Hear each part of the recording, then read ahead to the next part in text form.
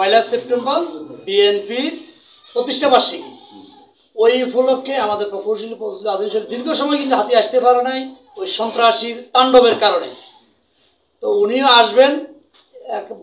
এখন বন্যাত্মদের কারো কয়েকটা জেলায় বন্যা দুর্গতর কারণে কেন্দ্র থেকে আমাদের প্রোগ্রামটা স্থগিত করা হয়েছে। তারপরে উনি আসবেন এখানে বন্যাত্মদের জন্য দোয়া এবং জুলাই হত্যাকাণ্ডের যে ছাত্র জনতা নিহত হয়েছে তাদের আত্মার মাগফিরাতের জন্য একটা দলীয় প্রোগ্রাম রাখা হয়েছে।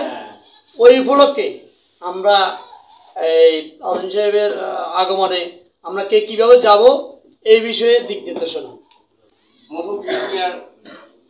সরকিং ইউনিয়নের সাবেক সভাপতি ওনার আত্মার মাগফিরাত কামনা করতেছি এবং কিছুদিন আগে আমাদের আরো একজন union secretary doctor Nurul Islam সাহেব মারা গেছেন, ওনার আত্মার মাগফিরাত কামনা করতেছি এবং সবার কাছে ওনাদের দুজনের জন্য দোয়া চাইতেছি।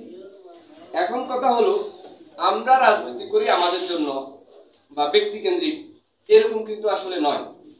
আমরা রাজনীতিতে এসেছি, আমরা রাজনীতিতে ওরকম অ্যাক্টিভ ছিলাম না। এসেছি যখন একদম ক্লান্তি লগ্ন। বাংলাদেশের 111-এর পরে আমাদেরকে যখন সেনাবাহিনীরা টর্চার করেছিল, এরপর থেকে মনে মনে চিন্তা করছিলাম যে রাজনীতিটা না করে বা অ্যাক্টিভলি না করার কারণেও যদি টর্চারটা পেয়েছি তবে ভবিষ্যতে আমি একবার করব, এটা আমার কিন্তু ভিতরে ছিল। এই প্রদীপ, যে প্রদীপ ভিতরে জ্বলে, এই প্রদীপটা যিনি জ্বালাই রাখে গেছিলেন, এটা আমি বলছিলাম ওনার জানা যায় মরহুম ফিরোজউদ্দিন মিয়া। সেই থেকে হয়তো আমি বলতে পারি নাই, কারণ আমার বলার স্কোপ হয় নাই, এরকম না, এত অল্প পরিসরে বা ছোটখাটো অবস্থায় আমি বলতেও চাই নাই।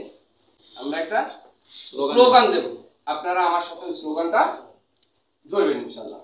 আজিম ভাইয়ের আগমন, শুভেচ্ছা স্বাগতম। আজিম ভাইয়ের আগমন, শুভেচ্ছা স্বাগতম। মুনির ভাইয়ের পক্ষ থেকে লাল গোলাপ শুভেচ্ছা। মুনির ভাইয়ের পক্ষ থেকে লাল গোলাপ শুভেচ্ছা। ধন্যবাদ আমার প্রিয় ভাইয়েরা।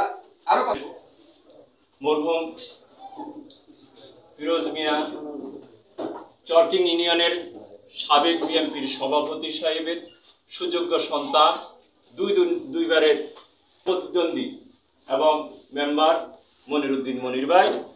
আরও উপস্থিত আছেন আমার অত্র এলাকার এবং আশেপাশে এলাকার সম্মানিত এবং মুরব্বী এবং যুবদল, ছাত্রদল, স্বেচ্ছাসেবক দল এবং দূর দূরান্ত থেকে আগত অত্যন্ত সদস্যবৃন্দ, আসসালামু আলাইকুম। আজকের এই সভা আমাদের খুব সংক্ষিপ্ত আকারে আমরা হঠাৎ এই প্রোগ্রামটা করেছি। এটা শুধু আগামীকাল 1 সেপ্টেম্বর প্রকৌশলী ফজলুল আজিমের হাতিয়া আগমন উপলক্ষে। এই আগমন আমাদের বয়ে আনবে দীর্ঘদিনের অপশক্তি, শেখ হাসিনা স্বৈরাচার সরকার, সেই স্বৈরাচার সরকারের প্রতিধ্বনি আগামীকাল পরিলক্ষিত হবে প্রতিটা ওয়ার্ড থেকে। মূলত বিষয় হচ্ছে আদিম সাহেবের কারণ করে কে মমতা কি আর লোকেরা আরো যদি হিসাব করে না কিলে করে।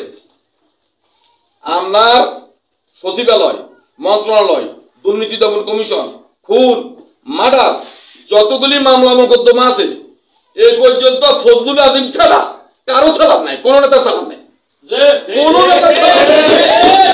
আপনার তাম্বির সাহেব বলে, আমিরুল মুমিন বলেন, যদি বলতে পারে আসেন কালকে যাবো, আমার সাথে চলেন।